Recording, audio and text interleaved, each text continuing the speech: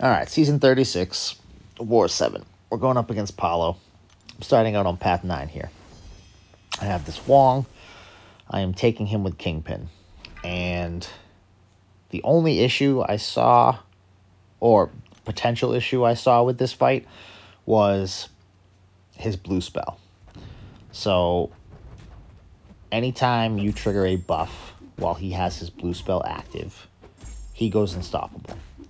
And thinking through the fight prior to it, I figured that the potential for this to like fuck with me would be if he had blue spell active and I was in the middle of a combo and I purified too many debuffs and I triggered my overpower buff, right? So he has blue spell active now. I'm hitting him. We're good. I have 2 rage stacks, so I think that I'm safe. And I muscle memory Dex punish the special and it triggers the unstoppable. Thinking about it prior to the fight, I knew that buffs triggered it.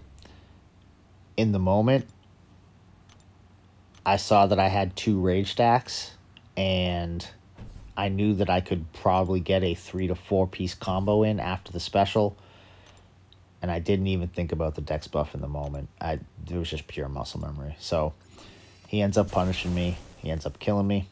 I heal Kingpin back up, and I go back in. I put another invuln on. I definitely didn't need it. It's going to carry over to the Terrax fight, which is cool. I don't think I needed it in the Terrax fight either. So Wong's going to go down nice and easy here. It's going to be a nice quick fight. He's not even going to trigger blue spell this time. Going to bait out a special here and then launch my special 1, and that's going to pretty much kill him. He's going to tick away from... Oh, no. The club did it. There we go. So next up, I got Terrax. So this node, anytime you get to a bar of power, he triggers an indestructible buff, and so then you have to wait that out. I didn't think that would be like that big of a deal. And Terrax is a conduit defender.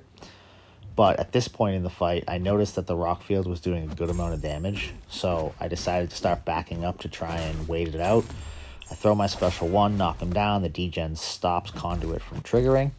So I'm like, all right, that's good. But then I see that the indestructible comes back when I get back to my special 1. And I'm like, all right, well, I really don't like that. So I think I'm going to hang on to my specials for now. And I'm just going to hit him, right? So trying to wait the rock field out.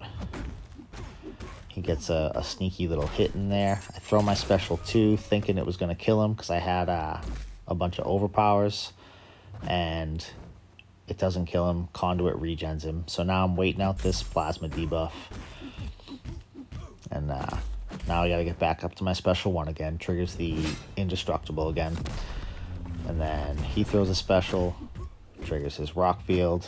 So now I'm trying to wait it out.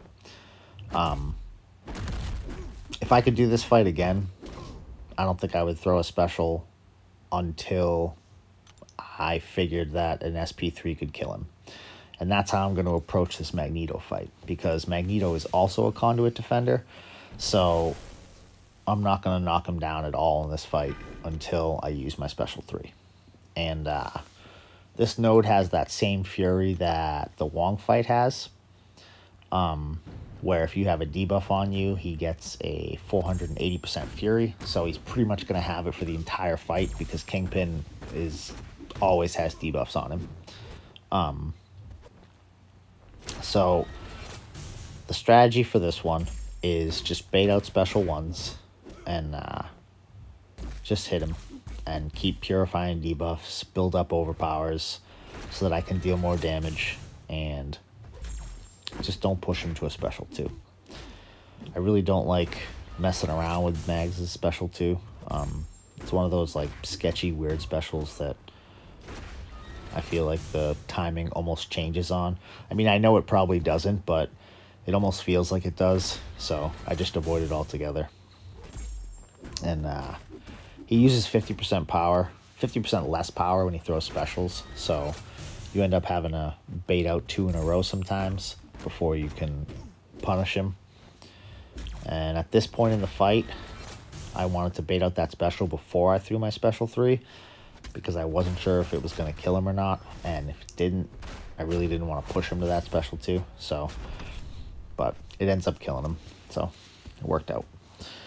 And then moving into section 2, I'm going to be on path 4. So I'm taking this Claire here. And the way the node works, whenever you reach 3 debuffs, she's going to go unblockable. And she's going to stay unblockable until you have no debuffs on you. So because Kingpin pretty much always has debuffs on himself, she's going to be unblockable for this entire fight. The one time where she could go or not be unblockable, I guess you could say, would be if he purifies stuff, triggers overpower, and doesn't keep a debuff on himself. So right there, she stopped being unblockable, and then I hit her, and she immediately went unblockable again because I put rage stacks back on myself. So this entire fight is gonna be both of us unblockable for a majority of it, but her unblockable for like 99% of it. So my strategy for that is, if I'm gonna push her to a bar of power, I'm gonna do it with a 4-piece, so I have enough time to back off. Similar to the way that you would fight Yellow Jacket on an unblockable special 1 node. You don't want to finish your combo and then try to back off, because he will hit you with that special. And that's the same thing with Claire. If you finish your 5-piece and then you go to back off, she's going to throw it as you're dashing back the first time, and you're not going to be able to avoid it. So it's either going to be 4 pieces or 5-piece into a special 1 to knock her down, to kind of reset our positioning. And that'll give you enough time to dex the special when she decides to throw it, because you've knocked her down, you've given yourself enough time to back up and get ready for it.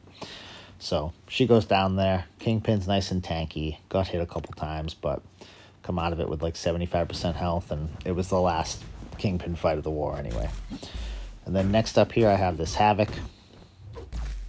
Taking him with Warlock, and normally my game plan for this node would be Havoc having willpower. And then parry heavy, get the bleeds on him, and keep power draining him. Because when you power drain him, it slows down his ability to put plasma on you, and sometimes prevents it altogether if you're constantly power draining him. But because he doesn't have willpower, what I have to make sure to do is let him hit my block with his medium attacks, because they're energy based, and anytime you hit Warlock's block with energy based or projectiles, it power drains the defender. So as long as I'm constantly doing that, it's going to prevent him from putting too many plasmas on me and stop him from going unblockable. And he goes down nice and easy there, and that is all she wrote for my war. So we ended up winning this one 150-8, and they ended up finishing 150-15. My battle group went 50-1. We almost had a donut for the 2nd war in a row, but some asshole had to ruin that. Not really sure who it was, but I'm gonna look into it. And good luck to PALO for the rest of the season. And that is all she wrote. Thank you for watching.